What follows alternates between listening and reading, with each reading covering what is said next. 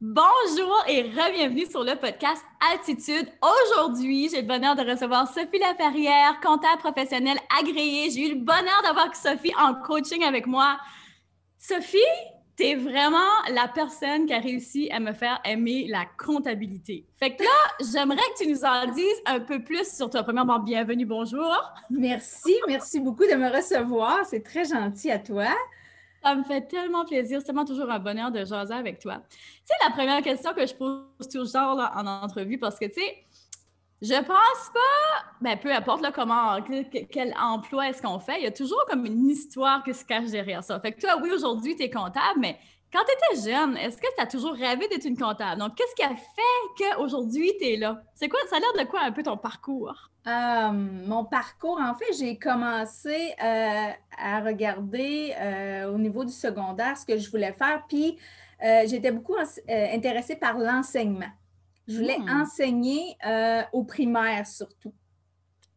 Et en fait, le cadre de cette profession-là, en faisant une journée d'essai finalement avant de choisir la profession, m'a fait douter un peu parce que c'est un cadre très strict avec les méthodes d'évaluation. Donc, j'ai regardé un peu autre chose, comment je pourrais aligner tout ça. Et tout ce qui était mathématiques, analyse et tout ça m'intéressait beaucoup. Ah oui, parce Euh, que tu aimes les maths en comptabilité, là. oui, il faut que tu aimes les maths, mais il faut que tu aimes le côté analyse, le Hmm. côté recherche de solutions à des problématiques, tu sais, des choses qui ne balancent pas, ces choses-là. Tu sais, quand on arrive en Hmm. entreprise, des fois, il y a des choses qui ne balancent pas dans notre système. Il faut trouver la solution, il faut trouver pourquoi ça ne marche pas. Donc, c'est vraiment ce côté-là aussi qui m'intéressait. Puis en même temps, j'ai vu aussi, ma mère avait son commerce depuis toujours et je voyais faire affaire avec son comptable et ce qu'il venait faire dans ses papiers, dans ses chiffres, tout ça. Donc, c'est ce qui m'a attiré vers ça, là. Puis je pense que l'envie du beau aussi, ça doit être quelque chose. Tu sais, comme quand tu as terminé de remettre une business, vraiment tout Ouais, à l'ordre avec les chiffres, tu sais, c'est tout clean, c'est ouais, tout balance. Tu sais, il me semble que ça doit être comme un sentiment de satisfaction aussi quand tu as terminé. ouais, ouais. De voir le résultat de ça, de voir que ça donne quelque chose de concret, ça peut parler après. Parce que, ben beau démêler les chiffres, démêler les paperasses, les factures, les dépenses, qu'est-ce que ça nous dit après tout ça? C'est ça qui est aussi intéressant à voir, puis qu'est-ce qu'on peut faire avec ça par la suite. Hey, tellement. Et là, tu viens d'amener un point là, qui, justement, moi, ça a été une des choses que tu m'as fait décliquer. C'est que moi, a priori, là, tout ce qui était comptabilité puis tout ce qui était chiffres, je pensais que je n'aimais pas ça. Je Ouais, pensais que je n'aimais pas ouais. ça. Parce que je me disais, ah, ça sert à rien. Puis, il veut pas, on n'aime pas donner de l'argent aux impôts. Puis, Non. en même temps, quand on change sa mentalité face Mm à l'argent, c'est là que l'abondance arrive, je trouve. -hmm. Parce que si tu remarques, tous les gens qui font affaire avec un comptable, qui aiment savoir leurs chiffres, c'est des gens qui réussissent vraiment très bien en affaires normalement.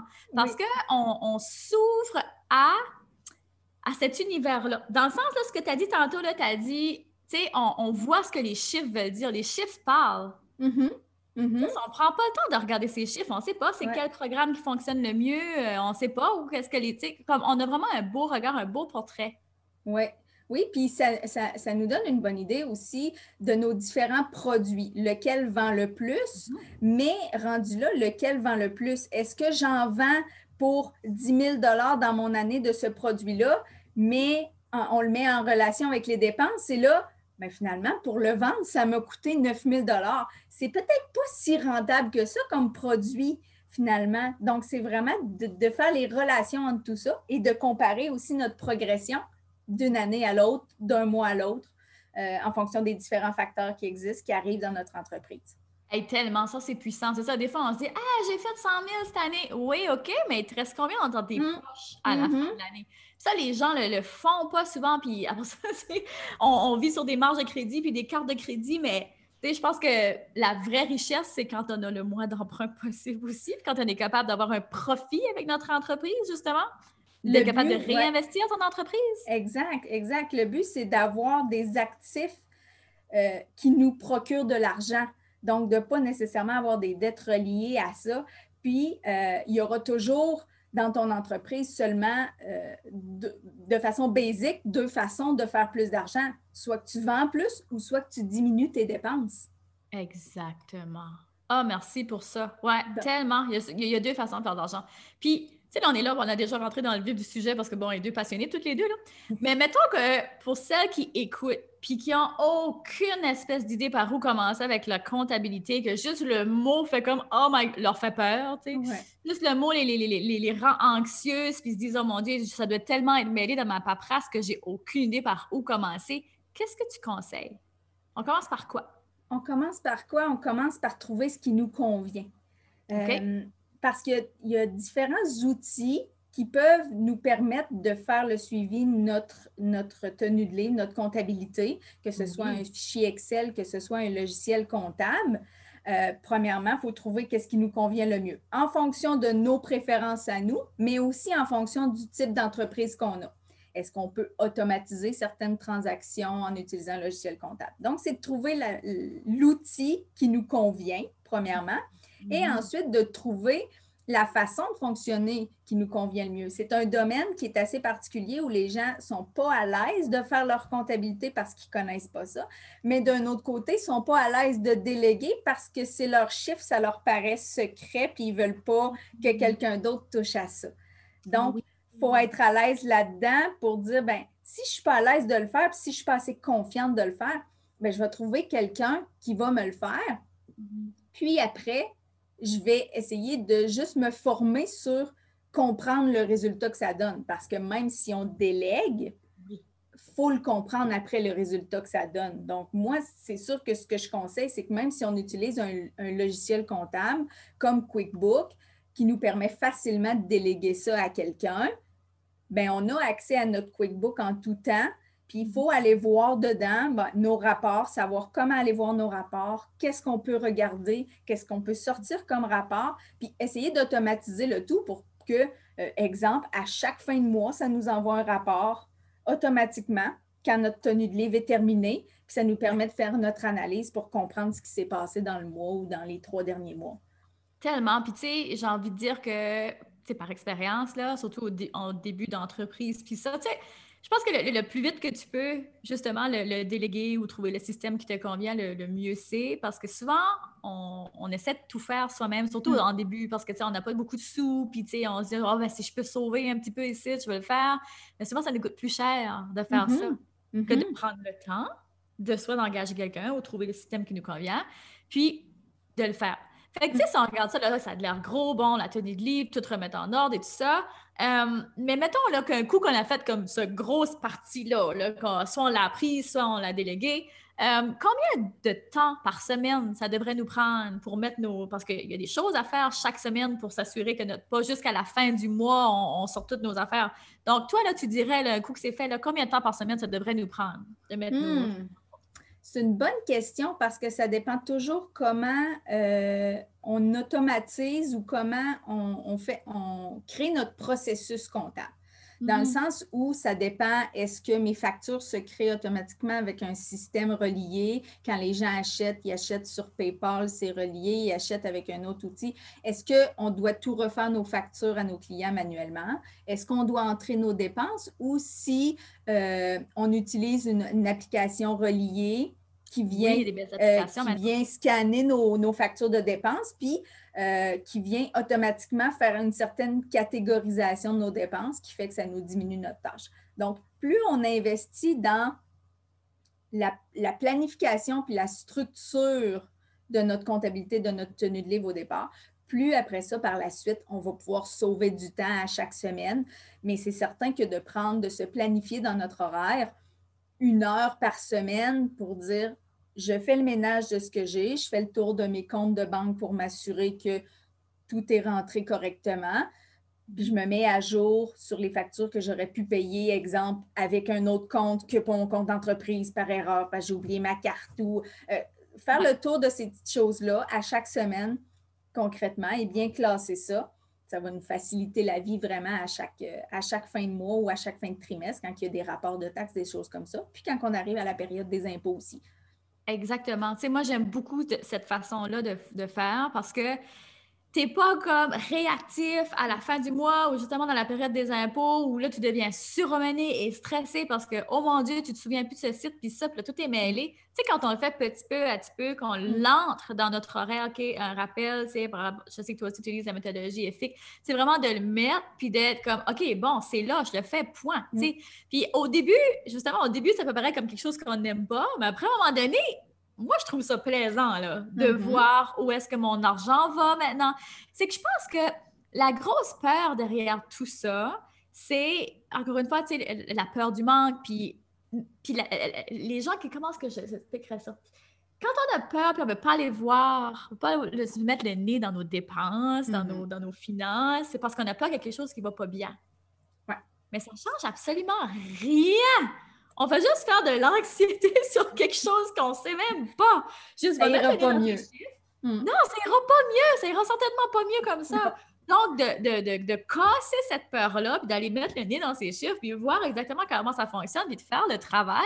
Après ça, le sentiment de liberté qu'on a, là, si ça va pas bien, ben là, tu sais sur quelle piste où est-ce que tu devrais travailler, puis où est-ce que tu devrais mettre plus d'efforts, puis quels sont les projets aussi qui n'ont plus leur place. Tu sais, comme on disait tantôt, ben, il y a peut-être des projets justement, bon, oui, ça t'a rapporté 10 000 cette année, mais ça t'a coûté 9 000 en matériel, en personne que tu as invité sur ta formation, peu importe, tu sais, c'est pas rentable. Donc, goodbye, tu sais.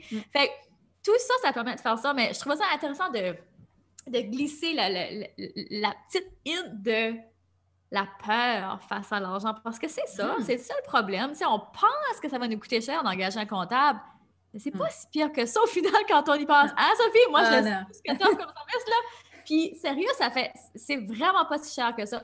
Puis là, je veux que tu nous parles justement des différentes façons. Là, tu nous as parlé des applications qu'on peut utiliser pour nous aider à filer, là, je sais pas comment dire ça en français, à comptabiliser. À comptabiliser, c'est ça, nos dépenses. Fait que quelle application est-ce que toi, tu aimes utiliser, là? Ben, moi, j'utilise beaucoup QuickBook en ligne. Parce que c'est un outil hyper facile. C'est un outil qui permet de lier des applications aussi reliées, qui te permet de traquer ton temps avec ça, que tu travailles sur un client, exemple, de scanner tes factures, puis automatiquement, il peut les traiter en grande partie, qui permet de lier ton compte de banque. Donc, si on a une entreprise qui a moindrement des transactions, ça vaut la peine de se tourner vers un logiciel comme ça pour fonctionner, pour automatiser le plus possible les opérations de comptabilisation. Si on débute, on peut utiliser un logiciel comptable, un logiciel Excel. C'est très fonctionnel aussi d'utiliser Excel dans un fichier bien monté avec des formules. Il y en existe, moi j'en ai un, mais il y en existe plusieurs sur le marché, des outils de base Excel. Quand on débute, ça fait très bien l'affaire. Il n'y a aucun problème avec ça. Ça nous permet de suivre nos revenus et nos dépenses par catégorie aussi, de suivre aussi nos taxes qu'on a à faire pour nos rapports de taxes si on est inscrit aux taxes. Donc, quand on débute, il ne faut pas se casser la tête à quel logiciel est le mieux pour moi, qu'est-ce qui sera le mieux pour moi. C'est ça. Vraiment très simple, dans la simplicité. Si tu parles de toi, le tien, qu'est-ce que ça nous donne ta formation? Qu'est-ce que tu enseignes dans ça? Ben, en fait, l'outil que j'utilise, c'est un logiciel, c'est un outil sur Excel que j'ai monté qui permet de faire la tenue de livre. Et à partir de ça, ben, je peux faire un accompagnement pour vraiment t'aider à structurer comment tu dois faire ta tenue de livre et ta comptabilité de façon régulière, hebdomadaire, pour te permettre de te faciliter la vie puis que ce ne soit pas compliqué pour toi, puis adapter à toi, à ta situation et à ton entreprise. Donc, que ce soit avec mon outil Excel ou que ce soit avec QuickBook, on fait un accompagnement complet pour partir du départ, une analyse complète de qu'est-ce que sont tes besoins, quels sont tes désirs là-dedans d'intégrer de la sous-traitance ou de le faire toi-même et de trouver des méthodes de travail. Puis c'est là que ton beau côté enseignant entre en ligne de compte. Oui. Parce que ce que j'aime de toi, c'est ta simplicité à expliquer les affaires. Ouais, tu sais, pour beaucoup d'entrepreneurs, on est des créatifs. Fait que nous autres, les chiffres, là, moi, pour longtemps, chiffres. J'étais comme, j'aime pas ça, les chiffres. Ben, je me faisais croire que j'aimais pas ça. Puis, je me disais, j'ai pas le temps avec ça. Fait que je déléguais tout ça à Dave. Puis, tu sais, Dave a fait notre comptabilité pendant des années. Et encore aujourd'hui, c'est lui beaucoup qui va le faire. Je le fais moi, mais maintenant, j'ai beaucoup plus donné dans mes affaires. Puis, je suis tellement plus motivée dans ma business. Tellement plus motivée. Parce que là, concrètement, je vois les chiffres. Wow, j'ai fait tant avec telle affaire. Ah, j'ai fait tant avec ça. Oh, ça me rapporte tant. Hey, c'est vraiment motivant, là. Puis, j'ai vraiment l'impression aussi que depuis que j'ai fait ce déblocage-là, que j'ai plus d'abondance. Est-ce que tu vois ça avec tes clients? Oui, vraiment, vraiment, parce qu'on voit les résultats de nos efforts de façon régulière. Donc, est-ce que en tant qu'entrepreneur, tu es capable de voir rendu au 20 juin dans l'année, j'ai combien dépensé en publicité? Ah, j'ai dépensé tout ça en publicité, publicité Facebook, publicité sur d'autres médias, peu importe. Est-ce que ça m'a rapporté vraiment ce que ça devait me rapporter? Est-ce que l'investissement en valait la peine? C'est à se questionner. Donc, de voir le suivi de tout ça, puis de voir, bon, à chaque fois que les revenus rentrent, bon, je suis rendue à combien pour ce produit-là? Ah, ce produit-là, je ne pensais pas que ça allait marcher tant que ça. Puis finalement, je suis rendue à ça. J'ai dépassé mon objectif parce que c'est important de se fixer des objectifs reliés à ça. Puis de voir qu'on progresse là-dedans, puis qu'on les atteint plus vite que prévu, ou de se rendre compte que certains produits fonctionnent moins. Bon, est-ce que je veux continuer de le promouvoir? Est-ce qu'il y aurait d'autres méthodes de fonctionner en fonction de ce que j'ai déjà investi pour promouvoir tout ça? Donc, ça nous permet vraiment de faire une analyse complète.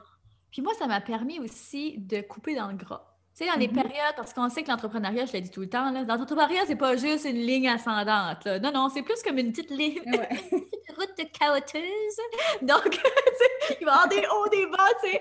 Puis quand on se retrouvait, mettons, dans une phase un peu plus bas, il y a eu un moment où, tu sais, ça a été vraiment plus difficile. Puis, je me rappelle où on a fait vraiment des restructurations de business quand on est passé du marché anglais au marché français. Ça a été vraiment comme une assez grosse... on changeait de marché complètement. On changeait aussi pas de domaine, mais en tout cas, beaucoup de remaniements dans l'entreprise. Puis je me rappelle que ça a été de OK, ben qu'est-ce qu'on peut enlever? Est-ce qu'on est encore obligé de faire autant de publicité sur ça? Est-ce qu'on peut couper, mettons, on avait des employés, est-ce qu'on a vraiment besoin d'avoir, tu sais, comme, il y a vraiment beaucoup de choses qui ont été coupées, mais ça, tu peux pas le savoir tant que tu le vois pas. Fait que justement, excellent exemple, la pub qu'on peut dépenser dans une année. Ah, ben, ce mois-ci, je vais mettre tant, puis le mois prochain, tu sais, comme, on s'en pense pas. C'est ça. En plus, les abonnements aussi. Oui. Les abonnements aussi. Oh, mon Dieu, abonnements, j'en ai combien là, dans l'année finalement? Là, je suis rendue à 3 mois passés dans l'année. J'ai des abonnements pour un site d'information. J'ai des abonnements pour avoir accès à Canva. J'ai des abonnements pour mes pages de vente. J'ai des abonnements pour mon site Internet. J'ai des abonnements. Est-ce qu'on les utilise tous? Est-ce qu'ils sont vraiment tous requis? Est-ce qu'il y aurait une solution moins chère? Fait que c'est tout ça. Là, merci, puis guys, allez voir tout de suite, genre vos abonnements. Ça a été une des plus grosses choses qu'on a coupées, les abonnements. Des abonnements pour de la musique, pour les vidéos YouTube. J'avais tellement d'abonnements de toutes sortes d'affaires que justement, tu sais, t'en achètes un, c'est 15$ par mois, il n'y a rien là. Là, t'en achètes un autre, c'est 30$ par mois, il n'y a rien là. Tu sais, mais c'est parce que 15 plus 30 plus 75 plus 20 plus 100, tu sais, comme ça finit par monter. Puis là, on parle de mensuellement là, qui sort de ta business. Là. Fait que moi, je crois beaucoup dans une business efficiente. Je crois beaucoup dans les structures et les systèmes, très clairement, mais mettre son argent à la bonne place, c'est tellement important. Wow, t'as donné des bons tips. Fait que juste ça, déjà là, moi en tout cas, si je serais une auditrice, je me sentirais pas mal moins comme épeurée par la comptabilité parce que sérieux, il n'y a rien d'épeurant là-dedans. Non. C'est juste qu'il faut le faire. Il faut juste le faire. C'est ça. C'est ça. Puis, il faut le faire de façon régulière. Tu sais, souvent, on parle si je retourne dans mon expérience d'avoir travaillé en cabinet comptable, les premières entreprises qu'on fait en cabinet comptable, on appelle ça des boîtes à chaussures. OK. Explique-nous ça. C'est le client qui t'arrive avec sa boîte à souliers et toutes ses factures dedans. Donc, oh my goodness. OK. Voilà. Donc, voilà. L'important, c'est de ne pas se ramasser là. C'est ça. Mais là, je suis sûre qu'il y en a plein qui se reconnaissent tout de suite. Puis c'est correct, guys. On commence quelque part. C'est ça. Mais on arrive à la fin de l'année. Ouais. Est-ce que je vais avoir de l'impôt à payer? combien je vais avoir de taxes à remettre? J'ai-tu fait du profit? Est-ce que je peux me prendre de l'argent pour partir en voyage? On stresse à la fin de l'année avec notre pile de factures à rentrer, puis on n'a aucune idée où en est notre entreprise puis comment ça a été. Non, mais imagine, c'est tellement pas sain dans la croissance d'une entreprise, puis dans la croissance tout court, puis dans la vie tout court, tu sais, de toujours vivre justement comme, je sais pas moi, la tête dans les nuages, j'ai l'impression d'appeler ça, là, tu sais, c'est juste comme complètement délusionnel. Puis nous autres aussi, on a fait cette erreur-là au début, mais depuis que maintenant on est plus préparés, nous, ce qu'on fait, c'est qu'on se prépare un fonds pour les impôts, là, on ramasse tant par mois. Fait que ça, on n'a plus la grosse surprise parce que des fois, on s'entend que les montants d'impôts pour les entreprises, c'est assez beaucoup, merci. Fait que au lieu d'arriver, hey, tu dois tant 1000 à l'impôt out of the blue, OK, wow, minute, est-ce que je prends ça, là, tu sais, au lieu de l'avoir ramassé avant. Fait que c'est toutes des petites choses comme ça qui allègent tellement. Puis tu sais, moi, maintenant, quand je pense aux impôts, j'ai pas de sentiment d'anxiété du tout. Je sais que je ramasse mon argent, je sais que j'ai des fonds pour ça, versus, tu sais, avant, c'est comme, oui, mais comment ça va avec les impôts? Non, il n'y a plus ça, ce stress-là. Fait que moi, je trouve que ça vaut vraiment l'investissement de... En tout cas, pour une business, tu as besoin d'un comptable ou tu as besoin d'un logiciel. Fait que toi, dans tes services, si on résume, donc tu as l'offre avec le QuickBook. Oui, avec le QuickBook pour un accompagnement pour ceux qui débutent avec leur comptabilité. Oui.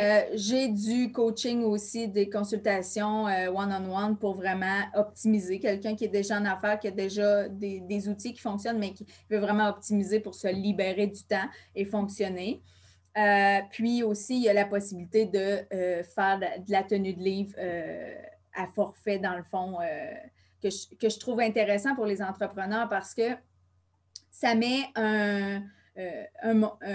pas d'inquiétude sur ces fins de mois, dans le sens où quand tu délègues une portion de ça, ça nous permet de dire, à chaque fin de mois, on va réviser. Si tu as fait ta tenue de livre toi-même, on va réviser ce que tu as fait, on va revoir, on va faire une réconciliation de ton compte de banque, on va valider tes transactions, savoir si c'est bien traité, si tu as traité les taxes comme il faut. Donc, c'est de faire une revue de fin de mois pour s'assurer que tu t'enlignes bien et que tu n'as pas des erreurs là-dedans que tu cumules de mois en mois. Donc, pour qu'à la fin de l'année, tout soit déjà correct. Là. C'est ça là, que tu répètes. Tu sais, la petite erreur des fois que tu n'as pas pensé et que tout d'un coup, tu es comme « Oh! J'aurais dû regarder ça avant! Oh my goodness! » Fait que si tu avais un conseil, Sophie, à donner aux gens qui nous écoutent par rapport à la comptabilité, qu'est-ce que ce serait? De plonger là-dedans le plus rapidement possible pour s'assurer de comprendre, même si on ne veut pas le faire nous-mêmes, s'assurer de comprendre ce qui peut en ressortir parce que ça peut tellement être un gros plus pour atteindre vos objectifs. Tellement. Moi, je vois ça vraiment comme comment on dit, quelque chose qui nous propulse, là, qui nous pousse, parce que un levier. Parce que pour moi, ça a été un levier. Depuis que je vois mes chiffres puis mes résultats, je suis encore 2 fois plus motivée à avoir plus de résultats. Que tu vois que c'est possible aussi. Il y a quelque chose aussi qui débloque dans ton cerveau qui est comme, OK, c'est vraiment possible, je suis vraiment capable. Là. Surtout quand on voit une progression aussi petite qu'elle soit. Puis tu sais, il y a des mois aussi, il n'y en a pas de progression, on va se dire. Mais des fois aussi, ça recule, mais la plupart du temps, ça avance, right? Oui. Puis, il ne faut pas s'inquiéter de oui, on voit souvent, bon, je vais payer, je vais acheter certaines choses-là, je vais avoir telle dépense, ça va me faire des dépenses d'entreprise. Oui, mais s'il ne reste pas de profit à la fin, c'est ce qui reste le profit à la fin, c'est ce qui reste dans tes poches. Donc, s'il n'en reste pas, il ne t'en reste pas pour toi, pour tes objectifs personnels, pour vivre, pour ta liberté, voyager, peu importe ce que tu as comme rêve. S'il ne t'en reste pas à la fin, il ne t'en reste pas pour toi. Fait que c'est normal de payer de l'impôt, puis si tu en payes, c'est parce que tu as fait de l'argent. Donc, il vaut mieux bien regarder ces chiffres pour faire les bons choix, puis trouver sa stratégie qui est la mieux pour maximiser son profit, parce que c'est ça l'important. Tu veux qu'il t'en reste dans tes poches. Tu travailles pour toi pour qu'il t'en reste dans tes poches puis réaliser tes rêves. Tellement. Puis j'ai envie d'ajouter une touche sur la reconnaissance parce que tu as dit, tu sais, personne n'aime ça payer de l'impôt, mais en même temps, si tu en payes, c'est parce que tu as fait du profit. Fait que, tu sais, d'être reconnaissant pour ça. Puis j'avais une cliente cette semaine, tu sais, elle avait eu une mauvaise surprise justement avec l'impôt parce qu'elle avait mal fait ses choses, tu sais, entrepreneur en tout cas. Puis c'est ça, elle disait, tu sais, je trouvais ça vraiment tannant, tu sais, d'avoir à payer ça. Mais j'ai dit, oui, mais voilà comme quoi que t'es chanceuse. Mm-hmm. On est chanceux pour vrai de vivre au Canada puis de payer de l'impôt, là. Je sais que ça peut sonner drôle, puis des fois, on pense pas ça prend tout, là, surtout quand il faut débourser des milliers de dollars, là. Moi non plus, il y a des journées, tu sais, comme, surtout au début que je pensais pas. Mais maintenant, j'ai changé ma vision par rapport à ça parce que, de toute façon, c'est pas quelque chose qui va changer, là. Tu sais, ça donne rien de se battre contre ça puis laisser des émotions négatives par rapport à ça. Fait de changer sa vision par rapport à l'argent. Je trouve que c'est vraiment puissant. Puis j'espère sérieusement, les amis, que ça vous a aidé à changer votre vision par rapport à l'argent parce que c'est beau et c'est positif, l'argent. Tellement, tellement. Fait que ma belle Sophie, où est-ce qu'on peut te retrouver? Ben, au nom de Sophie Laferrière sur Instagram et sur Facebook, sur ma page professionnelle. Merveilleux. Je vais mettre ça dans les notes. Et tout le monde, je vous dis un énorme merci d'avoir été là. Votre présence est tellement importante pour nous. Si vous avez aimé l'épisode, venez nous dire comment vous avez trouvé ça. Si vous avez eu des petits trucs, des petits déclics. Si maintenant, vous allez faire le travail pour justement regarder votre business, où est-ce que vous pouvez vous améliorer? Vous avez un potentiel énorme juste à mettre le nez dans la comptabilité. Donc, sur ce, je vous dis merci. À la semaine prochaine. Bye! Bye. Vous venez d'écouter le podcast Altitude. Pour ne rien manquer des prochains épisodes, abonnez-vous au podcast et cliquez sur le 5 étoiles. Vous pouvez aussi consulter nos outils gratuits créés pour vous au www.podcastaltitude.com. Merci d'avoir été là et à très bientôt dans le prochain épisode Femmes d'Altitude.